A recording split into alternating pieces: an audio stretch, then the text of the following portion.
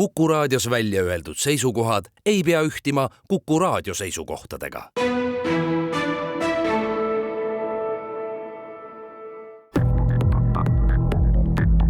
Krimiraadio. Tere taas, on teisipäev, kell on 1 ja 6 minutit ning Kuku eetris on loomulikult Krimiraadio. Rõõm on tänast saadet teha, seda enam, et täna on ka politseipäev. Aga kõigest hoolimata saadet on juhtnimed nagu ikka Raul Ranne ja Karel Reisenbuk. Täna on hea päev, sest oma tähelepanekute ja mõtetega on meid toetamas ekspert Andres Anvelt, kes, nagu me teame, on varasemast tuntud tipp-politseinik, minister ja krimikirjanik. Tänases saates on justkui üks suur teema. Kelmid, kes üritavad rohkem või vähem alatuid võtteid kasutades ohvrite pangakontosid rüüstada. Me lahkame ja analüüsime seda valusat teemat mitme külje pealt. Saate teises pooles ootame küll Põhja ringkonnaprokuröri Laura Pellenit, kellega siis räägime juhtumitest, kus keerukate kelmi- ja vargusskeemide uurimised viivad Eestist kaugele eemale. Aga Krimiraadio esimeses pooles võtame ette, ütleks isegi kõmulised juhtumid, millest on just viimasel ajal palju räägitud. Mis kelmimaailmas toimub ja kuidas me inimesi vääritute lurjuste vastu kaitsta, neid ja teisi küsimusi küsime me Põhja prefektuuri kriminaalbüroo juhilt Urmet Tambrelt. Tere tulemast Krimiraadiosse. Tere. Aga kõigepealt, ma usun, et sul Urmet ei ole selle vastu midagi, kui me räägime ka sellest, mis toimus nädalavahetusest Tallinna vanalinnas, ehk et põlema süttisid päris mitu autot. Mis toimub vanalinnas?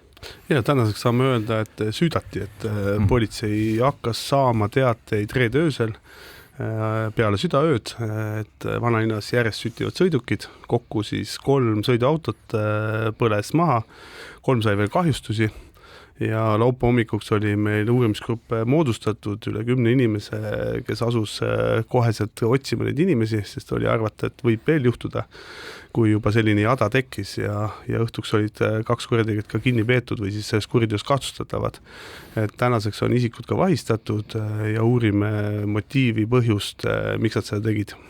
Ma saan aru, et menetluse praeguses faasis saab üsna vähe rääkida, aga siiski, mis asjaoludel, mis tõttu see kõik toimus? Mis seal toimus, jah? Et see ei ole ju tavaline, et lihtsalt pannakse 3 autot põlema asja eest teistega. Ei, see ei ole kindlasti tavaline, et ma isegi ei mäleta sellist juhtumit, et keegi oleks sõidukeid sellisel viisil süütanud, et liikunud ringi linnas ja seda teinud, et isikud on ise meile ütlused andnud. Ma ei saa neid kahjuks veel kommenteerida. Kindlasti, kui asjaolud on selged ja me saame rääkida, me teame täpselt, miks nad seda tegid ja me oleme veendunud selles, et see on ka tõene, mis nad räägivad, siis me kindlasti ka avalikustame selle. Tuleb tõesti tunnistada, et nendest vahistamistest rääkisite te üsna kiiresti, tähendab neist 2 inimesest, kes vahi all on võetud ja kuidas teil nii kiiresti see asi õnnestus?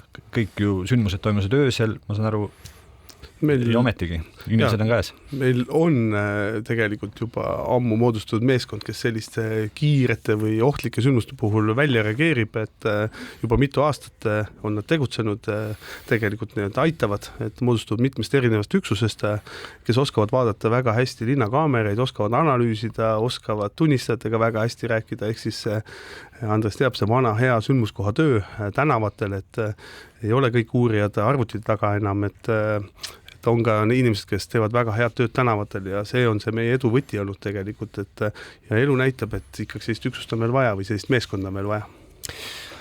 Aga läheme siit edasi meie saate põhiteemaga. Loodetavasti kuuleme peagi nendest autosüütajatest veel ka siin saates. Aga Urmet, möödunud nädala Pealtnägija pühendas pikema loo ühele Saaremaa Armu kelmile. Me võime ju mõelda, et see on kuidagi erandlik lugu. Kuidas on lood tegelikult, kui palju laekub teile kaebusi just seda sorti kelmide kohta, kes poevad inimeste südamesse ja voodisse üksnes selleks, et neilt raha välja petta? Kui politsei statistikat vaadata, siis võiks öelda, et ongi erandlik lugu, et üldjuhul meil ei laeku selliseid teateid, et inimesed siseriiklikult sellise armukelmi ohvriks langevad, et aga ma oma isiklikku arvamust avaldan, siis ma ei taha uskuda, et see nii väike number on, kui me teame, et need on üksikud tegelikult, et ma arvan, et inimesi, kes üritavad teistelt rahas välja petta, on oluliselt rohkem ja teateid lihtsalt politseile ei laeku. Häbi on lihtsalt nii suur.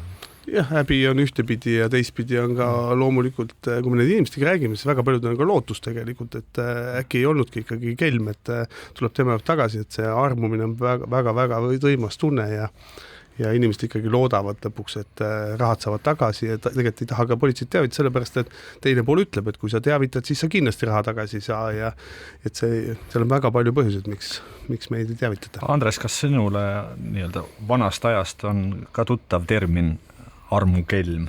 Jaa, kindlasti, mitte see ei tähenda seda, et ma ise oleks selle ohvriks sattunud, aga mul tuleb meelde kohe paralleelid sellega, et 90 aastate alguses, kui meil liberaliseerus ühiskond, liberaliseerus ka vanglate süsteem mingil määral, siis muutus hästi populaarseks 92-93, kui hästi populaarseks, aga levinuks selline olukord, kus siis vangid kuulutasid või otsisid kuulutusi lehtedes, kuulutasid ise, leidsid siis vabaduses preilisid, prouasid, kellel on siis armastus, see oli väga levinud, see käis, nagu öeldakse, massiliselt võib öelda mingil määral, kes tõid neile pakke, kõike muud, aitasid nendel isegi enne tähtaegselt vabaneda ja mitte ükskord juhtus ka sellised asju, et peale vabanemist siis vangla elukaaslane, osad isegi abiellusid vanglas, siis tegi selle õnnetu naisterahva tühjaks ja heal juhul võib-olla siis jäi vahele mingi järgmise kuriteoga, aga tol ajal oli siin ka väga palju Venemaalt pärit istujaid ja siis peale selle varanduse endale saamist siis lihtsalt lahkus Eestimaa pinnalt.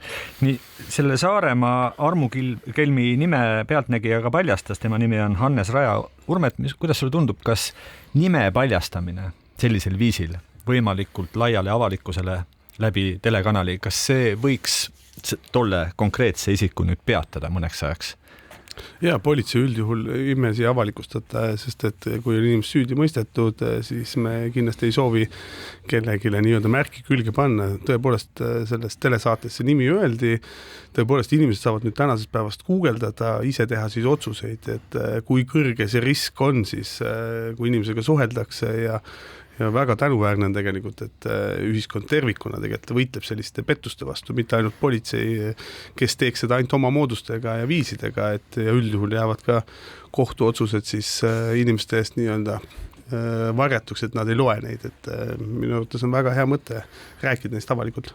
Andres, ja lihtsalt üks kommentaar siia, et aga see ei ole kindlasti lõplik ravim, sellepärast et jällegi meie õigussüsteem lubab ja väga paljud on seda kasutanud, eriti sellistes sensitiivsetes kuritegudes oma perekonnanime või üldse nimistut muuta ja siis tihtipeale tulla tagasi areenile, eks me teame, isegi guugeldades me leiame sellist juhtumit kümneid. No see vähemalt praeguse nimega Hannes Raja ajas oma kelmiliini mitmete naistega korraga. Kui tavapärane see on, et ohvreid ikkagi ühel sellisel tüübil, mitte lihtsalt armukelmil, võib-olla ka üldiselt kelmidel on ikkagi pigem kümnetes, nii-öelda mitu õnge ikkagi korraga vees? Pigem tavapärane, et kui on ikka juba kelm ja kes tegutseb aktiivselt, siis pigem ohvrid rohkem kui vähem, et küll, aga tahaks öelda tegelikult, et ei jääks muljet, et me räägime ainult nendest inimesed, kes on ohvriks langenud, et enamus inimesi ikkagi tegelikult tunneb ära kelmi ja enamus väga palju me suudame ikkagi raha ja armastuse lahus hoida, vähemalt esimestel kuudel, et siin tegelikult see märksõna tulebki, et hoidke, armumine ise juba on ühtepidi risk, et sa võid ka haiget saada, et see ei pruugigi viia ju koos eluni. Et meie sõnum on kindlasti olnud politseis kogu aeg, et kui sa juba ühe riski võtad, ehk siis sa armud, siis ära teist riski võta, et sa finantsiliselt hakkad ka veel maksma ja kui sa selle võtad, siis täpselt selle mõõdupuuga, et sa ei saa nii haiget, et sa oled pikali maas, et kui sa soovid teist inimest aidata, maksta, siis palun võtke see kalkuleeritud risk, et mitte kõik. Siin on ikka küsitud, et kuidas need ohvrid ometigi aru ei saa, et tegemist on kelmiga ja ma ei tea, kas teil on pakkuda mingisugunegi nõuanne selleks puhuks, võiks ju öelda naljaga pooleks, et kui ikka esimeses Messengeri sõnumis on rohkem kui 8 südamega sõnum ja järgmine sõnum juba küsib, et annaks raha veidikene oleks vaja business ajamiseks, et siis juba võib olla, et on tegu kelmiga.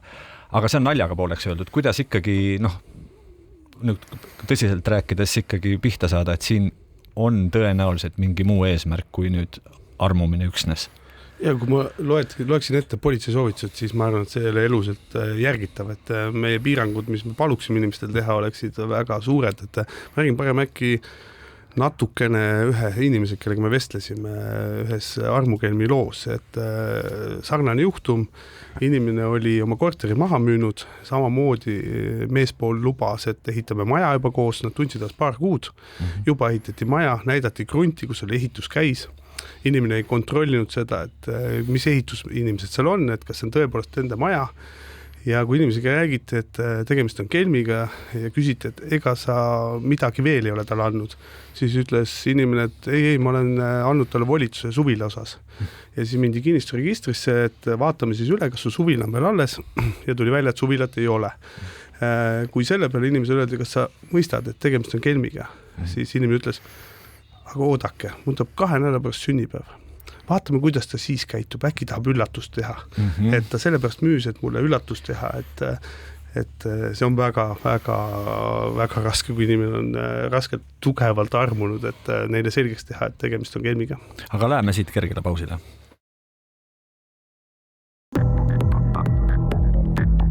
Krimiraadio. Krimiraadio jätkub. Stuudios on ajakirjanikud Raul Ranne ja Karel Reisenbuk ning ekspert Andres Anvelt. Ja külas on meil Põhjaprefektuuri kriminaalbüroo juht Urmet Tambre ning räägime kõikvõimalikest kelmidest ja kelmiskeemidest. Enne pausi jäime pooleli armukelmide juurde. Ja selle jutu jooksul tuli Andresel meelde üks vana ütlemine, jah? See on mitte isegi vana ütlemine, seda ma kuulsin samas Kuku raadiost, aga ühte maaelu puudutavat saates. Nii. Kus saatejuht küsis, kuidas teha vahet siis õigel meel või petumeel. Siis õigemesi, ütleme niimoodi, petumesi on alati magusam kõvasti kui õigemesi ja ma arvan, antud juhul ka, et kui tegelikult sulle ikkagi aetakse väga uskumatult magusat juttu, siis on see pettus ehk on suhkru peal kasvatatud mesi. Aga kui teemaga jätkata, et ma olen oma töös varem kokku puutunud juhtumiga, kus siis prostituudist või naisterahva abikaasa oli ühtlasi ka tema sutenööriks, et see oligi selline perebisnes. Nüüd tolle Saaremaa mehe juhtumi puhul, millest rääkis Pealtnägija viimati, oli otsapidi natuke sarnane olukord, kus nagu üsna niimoodi aktiivselt lõi tegevistes kaasa ka mehe abikaasa või elukaaslane. Kui nüüd tavapärane see võib olla, et selline petubisnes, olgu ta siis armubisnes või armukelmus, et selles löövad kaasa kogu perekonnaga siis inimesed, Urmet? Jaa, on tõepoolest juhtunud, et mulle meenus lugu Hollandis tegelikult, kus üks Eesti noormees oli suutnud tüdrukuid endas armu panna Eestis ja nende üheks tingimuseks oli töötada siis Punast Laternat tänaval, et sellega väljendad ja tõestad seda, et sa armastad ja oled valmis kooseluks, et see oli päris mitu Eesti tüdrukut tulnud, kes tõepoolest uskusid, et nad teevad üllast eesmärki ja kohe-kohe saabub abielu, et kui siin vahel või reklaamipausi ajal arutasime, et tegelikult see on väga ohtlik kuriteoliik, et need inimesed teevad täpselt, mida nad teevad, nad suudavad inimestega manipuleerida, et ühelgi viisil ei maksaks alahinnata nende kelmide nii-öelda ohtlikkust, et nad suudavad inimesed viia väga kaugele ja mõned inimesed on võimalik, et teinud ka ju enesetappe, et need inimesed on väga ohtlikud meie vaates.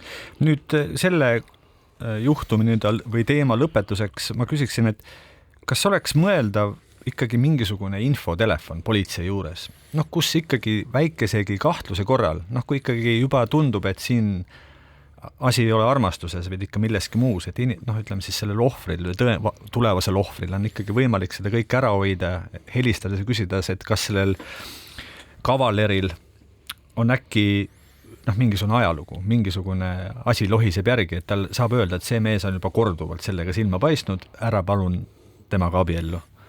Ma ei usu sellest, et see infoliin töötaks, küll aga usun sellest, et meil kõigil on olemas sõber, sõbranna, tuttavad, sugulased, et kes väga paljus teavad seda, et selline suhe on, et just nende rolli tegelikult tõstmine pigem kõrgemale, et ka nendel on nimi teada, aga nendel on juhtum teada, nemad saavad otsida taustaandmeid, et üldjuhul ohver ise ei pruugi uskuda ei meid, ei lähedasi, aga koostöös siis lähedastega me saame võib-olla lahendust leida, et seda väga paljud inimesed tegelikult ka kasutavad, nad tulevad politseijaoskonda ja räägivad, et neil on väga suur mure oma lähedase pärast, kes on armunud või investeerivad või muul viisil pettusohvriks langemas ja koos me tegelikult koos piirkonna politseiniga otsime ka tegelikult lahendusi sinna, et ma pigem julgustaks just lähedasi, tuttavaid, sõpru, et pöörduge politsei poole, kui teil vajate abi, et oma tuttava aitamisel.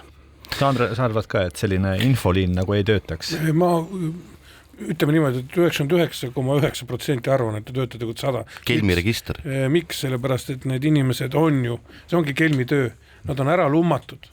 Ja kui nad on ära lummatud ja tal on need silmaklapid ees, siis küsimus on veel, kuidas ka lähedane sellele hinge ligidale poeb, et neid juhtumid ma isegi praegu tänapäevases oma sellises eraettevõtluses tean, kus on näiteks pöördunud minu poole mingi inimene, kelle näiteks vanem pensionär on ära lummatud nii-öelda täitsa tundmatu sotsiaaltöötaja poolt, kes ei ole sotsiaaltöötaja, kes käib teda aitamas ja iga päevaga liigub sinnapoole, et umbes, et hakkame seda maja ümber kirjutama kõike muud.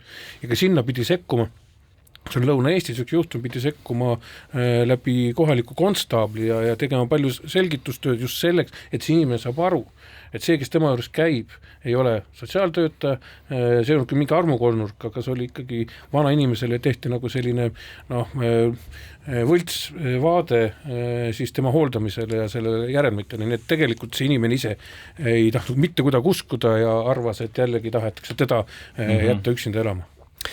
Aga armukelmide juurest liigume pisut teist tüüpi kelmide juurde ja võtame ette vanad head kõnekeskused, kus meie inimestele sageli helistatakse, et pääseda ligi siis nii meie pangakontodele kui ka mujale kontodele, et need tühjaks teha. No Urmet Tambre möödunud nädala Postimees kirjutas, kuidas Ukraina petukõnekeskused üritavad üsna aktiivselt eestikeelseid inimesi tööle värvata. Kas see, mida te olete kartnud, ongi õnnestunud, et petukõned on nüüd ka puhtas eesti keeles? Veel ei ole, esimesed katsed on tehtud, aga see, mida me näeme, on kurjategijate katsed turul veeg laiemalt tegutsema hakata. Et nad näevad selles edu, näeb kogu organiseeritud kuritegevus, näeb selles väga suurt edu. Esimesed nii-öelda 5 aasta tagused õnnestumised on lumanud väga paljusid kurjategijaid, kes tahavad osa saada sellest nüüd ja see, mida me näeme, on esiteks füüsiliselt on inimesed tulnud Eestisse kohale, me näeme, tahetakse eesti keele peale minna, me näeme kõnekeskuste tekkimist Euroopa teistesse linnadesse, ehk siis iga päevaga muutub see valdkond veelgi ohtlikumaks. Aga kas nende keskuste külge, kui nii piltlikult öelda, on ikkagi kleebitud tänapäeval selgelt silt Made in Ukraine või? Ei saaks öelda, et Made in Ukraine, et selles mõtles, et ajalooliselt ta ei ole üldse Ukrainast pärit, et see kuriteoliik, et kõnekeskused on nii Indias kui ka teistes riikides, et küll jah, Eesti suunal venekeelsed kõned algasid meie info kohaselt Ukrainast. Mis see raha on, mis neile makstakse? Ma saan aru, et liiguvad ringi miskid pearahakütid, kes siis sinna ringi käivad ja värbavad. Mis need summad on, mida lubatakse? Lubatakse üldjuhul neid summasid, kui ise teenid sellest protsenti, et kõnekeskustel on omavaheline tööjaotus, on boonussüsteemid, on preemiad, kõik asjad, et kes on edukam petja, see rohkem teenib, et see on nende lubadus, et ja kui ei tooda raha, siis ka ei teeni midagi, et küll aga pearahaküttidel tõesti seal summad liiguvad 300-500 juures, et kui sa leiad kellegi, et aga ma saan aru, et ikkagi otsapidi on juba leidunud inimesi, kes on nõus minema, ma ei tea, kas või sinna üpris rindejoone lähistele, et Dniprosse kuhugi kõnekeskusse eestikeelseid kõnesid tegema ja Eesti inimesi lüpsma. Jah, et meie info kohaselt paar inimest on seal teekonna ette võtnud, et nad ei ole küll kumbki õnnestunud, et on tagasi, et küll aga jah, surve on väga suur, et sinna suunal läheks inimesed. Kuidas sulle, Andres, tundub? Kui kaua läheb veel aega, et tulevad ikkagi lõpuks sulle ja teistele Eesti inimestele otse puhtas eesti keeles, heas grammatikas petukõned? Ma arvan, et see on ainult aja küsimus ja ma mõtlen ka seda, et arvestades, kuidas nende kõnekeskuste tehnoloogia on arenenud, eks ju, kuidas kasutatakse, ma ei tea, tuttava numbrid ja kõiki muid selliseid asju, siis ma arvan, et mingi hetke pärast ei peakski võib-olla isegi sinna Dniprosse minema, et see kõnekeskus saab oma tööd ja infotehnoloogiliselt ei ole see mingi probleem, saab teha kuskil siit lähikonnast ja lihtsalt olla osa sellest rahvusvahelisest kõnekeskusest, aga tuleb aru saada ühest asjast, mida minu Ukraina kolleegid, kellega ma siiamaani suhtlen veel nendest aegadest, kui ma seal kuskil ennem sõda toimetasin, Siseministeeriumi politseiliinist, et praegusel hetkel kahjuks ei ole oodata sealt mingisugust stabiliseerumist, miks, sellepärast ka riigisiseste sõjapõgenike arv on nii suur, inimestel, noortel inimestel eriti ei ole mitte mingisugust tööd ette saada, proovitakse, kõik ei lähe rindele ka, aga see on omaette äri seal ja nii need inimesed siis satuvadki sellise samasse kõnekeskuse või kuritegeliku äri teele. No ma tahtsingi öelda, et siin on sellel kõnekeskusel oleks keeruline, sest siin töötab need Urmet ja tema kolleegid ja teevad selle elu raskeks, aga varem oli, ma tean, sa oled Urmet ka varem rääkinud, et Ukrainaga ikkagi saadi koos tehtud mingisugused ühised aktsioonid, joosti seal nii mõnigi kõnekeskus maha, aga nüüd, nagu Andreski rääkis, on ikkagi sõjaaeg. Inimesed liiguvad, kes kus ei tea, segadus on suur, kui keeruline hetkel üleüldse see koostöö ukrainlastega näiteks on? Ja me suhtleme ja tõepoolest, kui lahingud on aktiivsemad, siis nad vahepeal kaovad, mis on mõistlik, mitmeks kuuks kaovad, siis jälle läheb rahulikum periood ja me saame jälle edasi liikuda ja Eesti ei ole ainuke riik, kes seal järjekorras on, kes soovib need kõnekeskused kinni panna, et kui me käisime viimati külas, siis oli 8 riiki enne meid, kes sama mure ees olid tegelikult, et aga ja Ukraina me näeme, et ta tegelikult pingutab, aga me ju mõistame, et see ei ole realistlik täna neid kõnekeskusi kõiki kinni pidada seal. No, Postimehe artiklit lugedes jäid silma mõned lõigud kelmide omavahelistest vestlustest, kus siis kelmid isegi imestasid, et ikka veel näed, õnnestub meie inimestelt raha välja võtta. Kas nad ei usu tegelikult veel, et me nii kergemeelsed ikkagi oleme, ei suuda uskuda? Ja meil on olnud võimalus ja me oleme saanud salvestused nende enda tubadest, nende kõnekeskustest ja see, mis seal siseelus toimub, et kui keegi vajutab need PIN 2 koodi ära, teeb ülekande või annab krediitkaardi andmed, siis seal sees hakkab aplodeerimine, seal hakkab muusika, hõisatakse, lüüakse käsi kokku, et see on suur töövõit nende jaoks, et see on väga kole ja siis tuleb jälle vaikus ja siis tehakse jälle kõne uuesti inimesele ja palutakse veel teha ülekanded, et see, mis seal taamal toimub, see on tõepoolest niisugune inimeste alandamine veel, kes on siis ohvriks langenud. Urmet, enne kui lõpetame, võib-olla tutvustad mõnda uuemat, kõige värskemat petuskeemi või petmise vormi. Me teame, et see maailm on väga selline dünaamiline, et pidevalt tekivad uued viisid, kuidas inimestelt raha välja petta. On nüüd viimasel ajal midagi, mille eest tasub juba praegu hoiatada? Kõige uskumatum ongi see, et praegune petmisviis on see viis, kui ma politseiga liitusin pea 9 aastat tagasi, siis et kus anti teada, et on juhtunud avarii, tuleks ukse taha, et advokaadi tasu vaja maksta ja siis politsei ei tee mitte midagi. See oli tol ajal, ma vaatasin, mul on kabineti seina peal plakat veel selle kohta, et ära usu libapolitseiniku ja see skeem on tulnud tagasi. Pea igapäevaselt inimesed saavad sellised kõnesi ja kahjuks on ka ohvrid väga palju juba, et 10 juba, kes siis on valmis sularaha andma inimesele, kes tuleb ukse taha ja kes usub, et tuleb politseile maksta, et vana skeem on tulnud tagasi. Põhja prefektuuri kriminaalbüroo juht Urmet Tambre, täname teid saatesse tulemast, meie aga teeme siit ühe väikese pausi veel.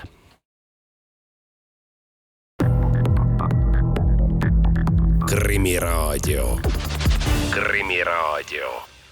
Tere tulemast tagasi, Krimiraadio jätkub. Stuudios on endiselt ajakirjanikud Raul Ranne ja Karel Reisenbuk, meiega on ka püsiekspert Andres Anvelt. Jätkame oma saadet kõikvõimalike kelmide korda saadetud kuritegudega ning sellega, kuidas nende vastu võidelda. Urmet Tambre asemel on stuudios võtnud koha sisse Põhja ringkonna prokurör Laura Bellen. Tere tulemast Krimirraadiosse kõigepealt, Laura. Laura, te olete oma senise karjääri jooksul saanud tegeleda kõikvõimalike erinevate kelmustega ja vargustega. Kui te võiksite meenutada ühte sellist kõige meeldejäävamat lugu, mis teie laual on lahendada olnud, siis milline see oleks? Kõigepealt tere ka teile ja kõigile raadiokuulajatele. Jah, mul on olnud, ma nüüd ei tahaks nimetada seda rõõmuks, aga tõesti üks kriminaalasi, kus kui ise ei oleks menetlenud, siis võib-olla mõtleks, et see on mõnest põnevusromaanist või Hollywoodi filmist, et meil olid siis välismaalased, kes Tartu Ülikooli raamatukogust otsustasid siis varastada haruldasi raamatuid. No see oli üks kurioosne lugu, millel päris lõplikku finaali, nagu ma aru saan, täna veel isegi pole, aga räägime sellest pisut. Kui ma olen õigesti aru saanud, siis prokuratuurini jõudis asi siis, kui 2022. aasta suvel avastati Tartu Ülikooli raamatukogus regulaarse kontrolli käigus, et kadunud on ligi 200 aasta vanused üliharuldased Aleksander Puškini ja Gogoli teosed. Esialgu vist millestki liiga palju kinni hakata ei olnud, vaid info kahe väidetava ukrainlase kohta, kes lugemisnimekirjades olid ja kes usinalt raamatukogus käisid miskisugust uurimistööd tegemas. Ma alguses kohe kõigepealt täpsustaks seda, et tegelikult selle kuriteo avastamine ise oli juba üsna juhuslik, et kui materjale vaadata, et on näha, et augustis tellis üks lugeja sama raamatu, mis siis aprillis oli nii-öelda ära varastatud ja tegelikult siis avastati, et raamatus olev sisu on hoopis mingisugune saksakeelne tekst ja siis hakati kontrollima, mida siis samad isikud on varasemalt laenutatud ja niimoodi see avastati, et selles mõttes võib natuke öelda, et see on justkui selline õnn või pime õnn, et osasid nendest raamatutest oli viimati üldse vaadatud 87. aastal näitusel. Et me ei ole ka välistatud, et me oleks võib-olla tõesti alles 20 aasta pärast saanud teada, et üldse selline kuritegu on toime pandud. Muidugi raamatukogu töötajad räägivad ka omavahel ja Tartu Ülikooli raamatukogu töötaja kuulis ka tegelikult oma Läti kolleegidelt sama aasta septembris, et midagi sarnast on ka Lätis toimunud. Aga jah, et ma ütleks, et selline kuritegu avastati nii kiiresti, oli tegelikult väga õnnelik juhus. Siin tegelikult olekski huvitav küsida, et kuidas see lugu, nii-öelda raamatukogu sisene lugu prokuratuuri vaates arenema hakkas. Mil hetkel ta hakkas ikkagi võtma sellise kuriteo vormi ja siis sealt juba vastavaid toimingud eeldama ja nõudma? Eks tegelikult juba kohe, kui see esimene kuriteo teade tuleb, et see on nii ebaharilik, et 8 raamatust 5 oli esialgne raamat asendatud koopiaga ja 3 raamatul oli ka täiesti vale sisu. Ja eks see oli kohe aru saada, et siin toimub midagi kahtlast, aga ega väga palju ei olnud millest kinni hakata, et jah, meil olid raamatukogu töötajad, kes suutsid kirjeldada neid isikuid, õnnestus saada need koopiad, nendelt mingisugune DNA, aga kui ei ole nii-öelda vastet, siis tegelikult kellega sa võrdled või samamoodi raamatukogu töötajad võivad ju isikuid kirjeldada, aga kui meil ei ole kedagi võrdluseks panna, siis ei ole see just väga palju, millega edasi minna. No lõpuks õnnestus teil siiski süüdlasele jälile saada, tõsi küll vist mitte ikkagi Eestis. Kes see mees oli, kuidas lõpuks sellele tegelasele või tegelastele jälile saadi?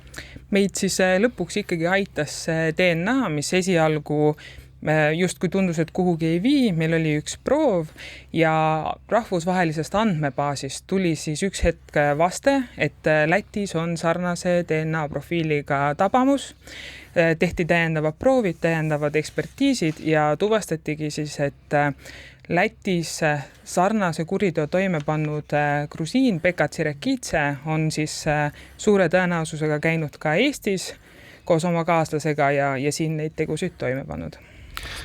No see skeem, mil moel need raamat ikkagi märkamatult minema viidi, oli ju kõike muud kui tavapärane. Me siin otsapidi oleme seda natuke puudutanud, aga no kirjeldage seda, kuidas see täpselt välja nägi, mida vähemalt uurimine suutis tõestada?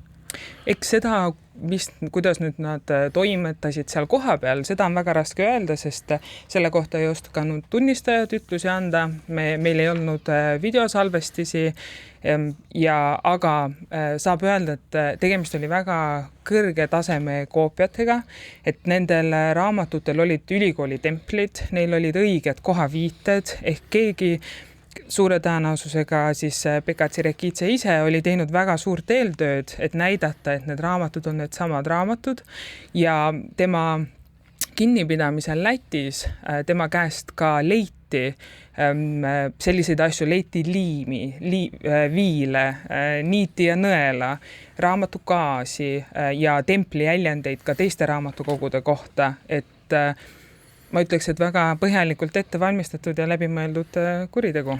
Andres, no kõlab nagu ikka filmistsenaarium, kogu selle kuriteo sisu, ettevalmistus ja teostamine ja kõik see. No, just kui mingi film jookseks praegu silme ees, mitte reaalne lugu. Minul tuli muidugi üks teine lugu meelde, mis on sarnane 90. aasta keskpaigas, kus siis kurjategijad murdsid sisse Ambla kirikusse ja varastasid sealt väga suure kallihinnalise altarimaali ja kus olid siis peal, andke mulle need ütleme siis kiriku inimesed andeks, ma oska öelda, siis olid Jeesuse jüngrid või prohvetid ja sellele peale maaliti siis ilus mäestiku pilt ja niimoodi prooviti seda siis Soomesse viia, aga jällegi, et see algne teos nagu siis mitte ei rikutud ära, aga peideti ära. No mingi sarnasus siin on. Teise maali alla nagu. Ja, teise maali alla ja siis ütleme niimoodi pettuse teel taheti teda lihtsalt siis üle Eesti piiri saada, aga ei saadud ja see on muideks raamatusse kirjutatud, nii et ka see, mis Laura rääkis, on tõesti väga selline filmilik. No kui Gruziin süüdi mõisteti, siis kohtunik Ingrid Kullergan tõdes oma kohtuotsuses, et Tsirekidze on arendanud oma kuritegelikud oskused täiuslikkuse lähedale. No tegu vist oli täieliku professionaaliga.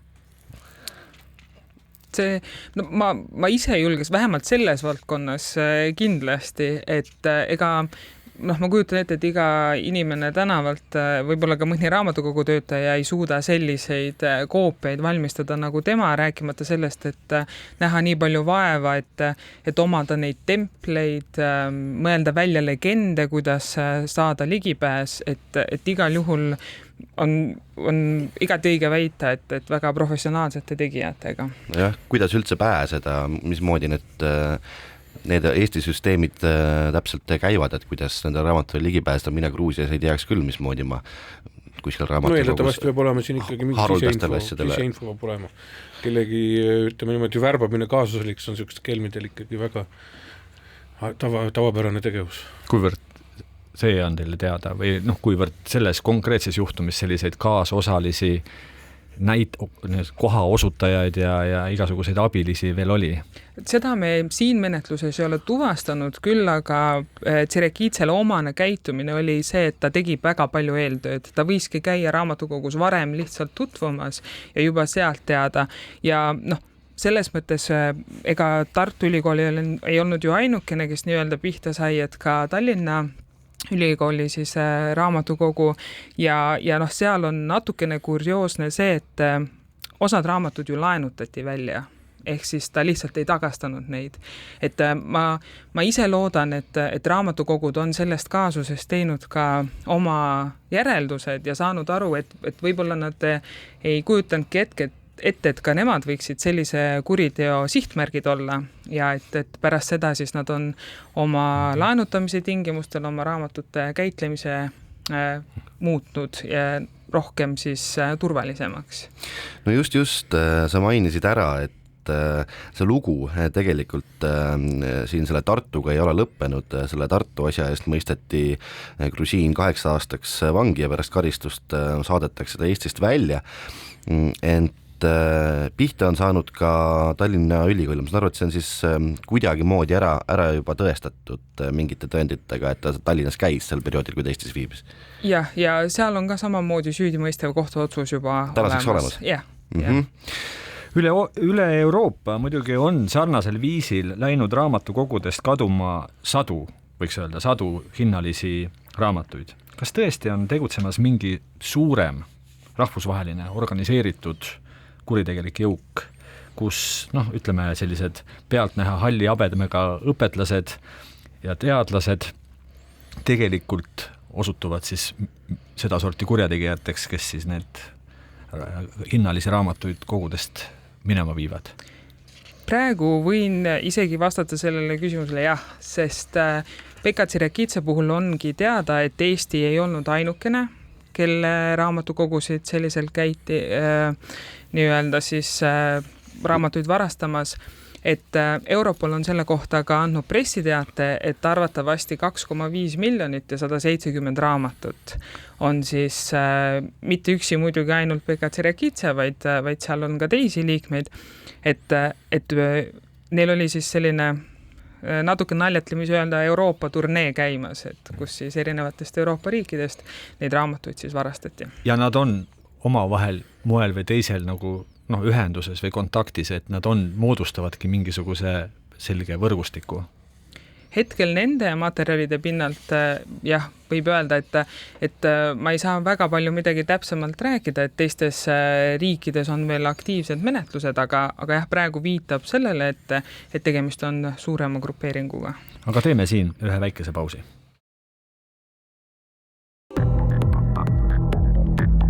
Krimiraadio.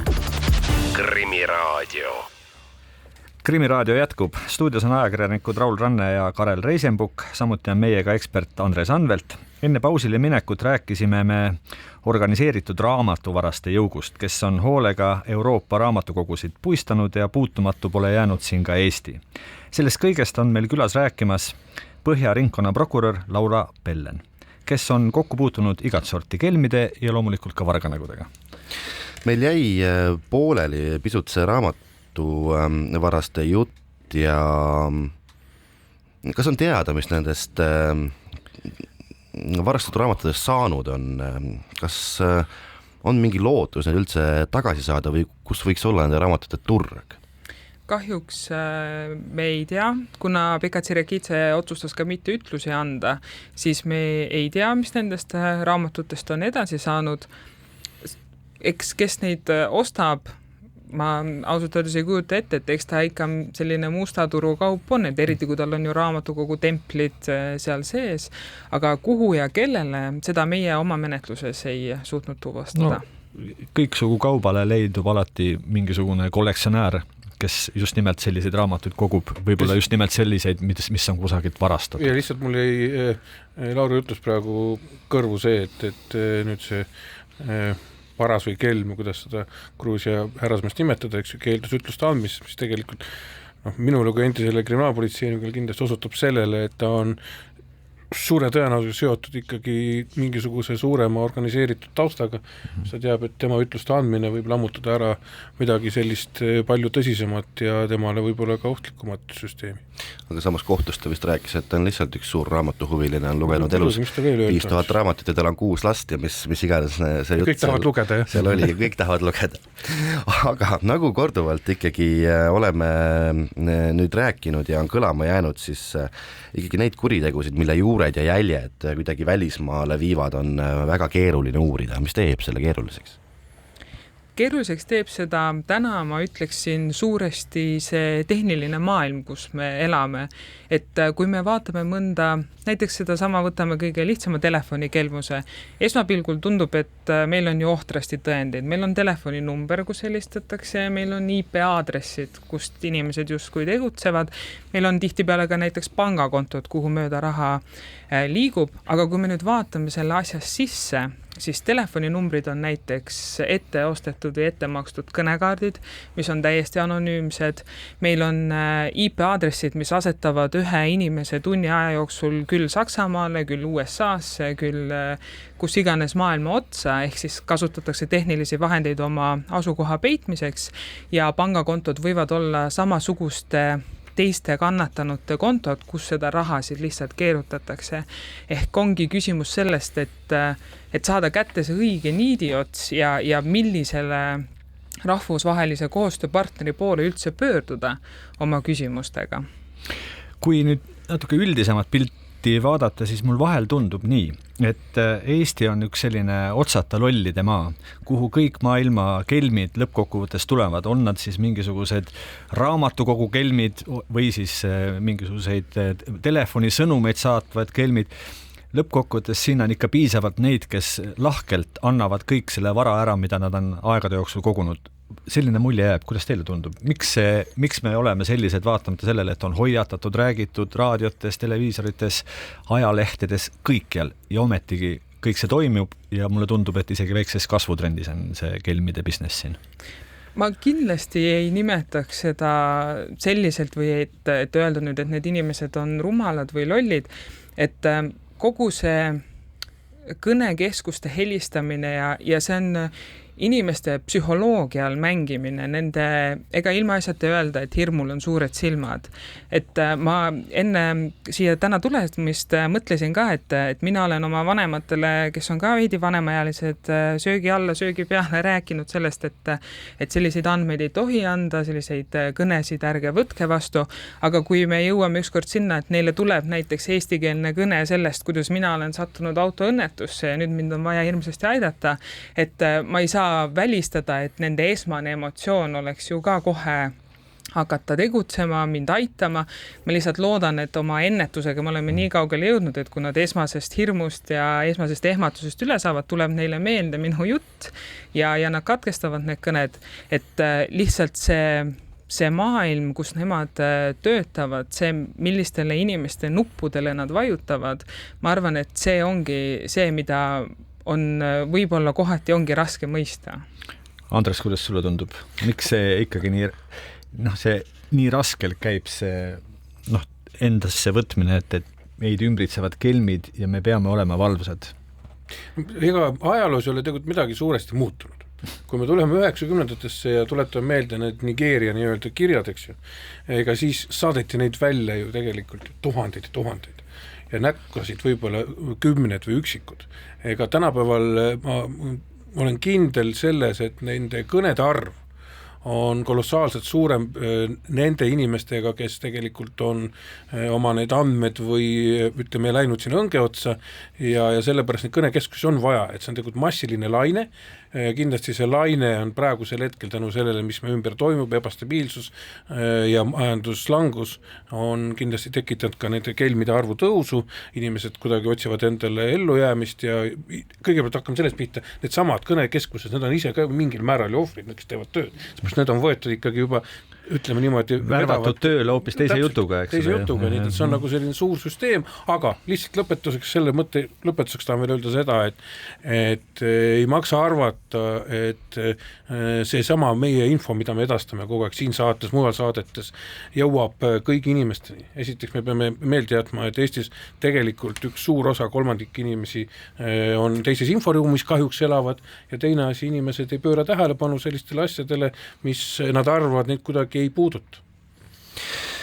No ma ei tea, kas ongi siis ainuke asi ikkagi, et me saame rääkida ja rääkida, hoiatada või saame me siin, ma ei tea, riigina veel midagi ära teha, et vanatädid oma eluaeg kogutud kirsturaha ühe telefoni kõne peale üle rõdu ääre ei viskaks.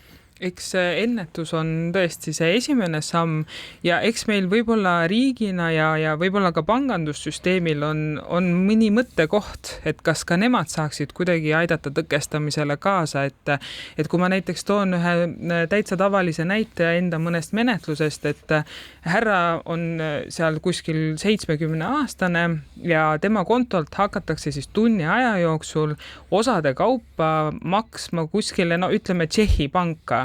Ja selliseid ülekandeid ei tehta 1-2, vaid neid tehakse 6 tükki. Et kas ei teki natukene selline õigustatud ootus, et pank võiks ju vähemalt külmutada mõne nendest makstest, helistada oma kliendile ja küsida, et kas teie teete neid makseid, miks te neid makseid teete, et võib-olla need on sellised väiksed nüansid, mille peale me võiksime ju nende inimestega, kellel on need võtmed, millega aidata tõkestada, et võiksime maha istuda, arutada, et mis meie teha saaksime, et nagu Andres väga õigesti ütles, me ei jõua kõigini, et sinna ei ole midagi teha ja võib-olla on ka aeg natukene vaadata endale otsa, et mida meie teha saame, et see Eesti inimeste kelmitamine oleks võimalikult ebamugav. Kui te mainisite panga sellist võimalikku sekkumist, et siis tuleb vist tunnistada, et ikkagi panga vaates kõik need kelmiskeemide raha liikumised on mingisuguse hälbega, need ei ole tavaliselt. Et sellisel puhul ikkagi tõepoolest pank võiks neid märgata, et kui ikka tehakse tõesti 6 ülekannet järjest Tšehhi panka, et see ei ole tavaline liiatigi olukorras, kus mitte iialgi ühtegi teist ülekannet sellelt arvelt pole Tšehhi tehtud kunagi, et siis võiks ju küsida ja nii edasi, need on jumal teab missugused kummalised skeemid veel, kuidas see raha võib minna. Ja olen selles mõttes täiesti nõus, et ega mina ei saa pangasüsteemi ja pankade eest rääkida, et kuidas nemad oma sisemisi protsesse seal korraldavad, aga paratamatult nende menetluste käigus natukene selline mulje on jäänud, et tõesti selliste anomaaliate puhul võiks ju natukene seda kontrolli tugevdada.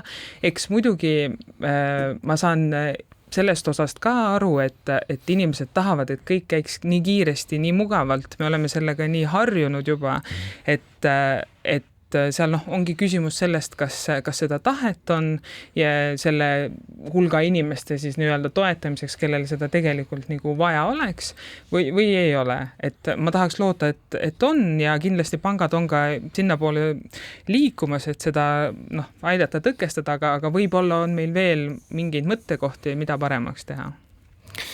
Aitäh, Laura, põneva saate eest. Sellega on tänane Krimiraadio läbi saanud. Meil olid saate esimeses osas külas Põhja-prefektuuri kriminaalbüroo juht Urmet Tambre ning Põhja-ringkonna prokurör Laura Pellen. Ning rääkisime peaasjalikult kõikvõimalikest kelmidest, varastest ja kelmiskeemidest.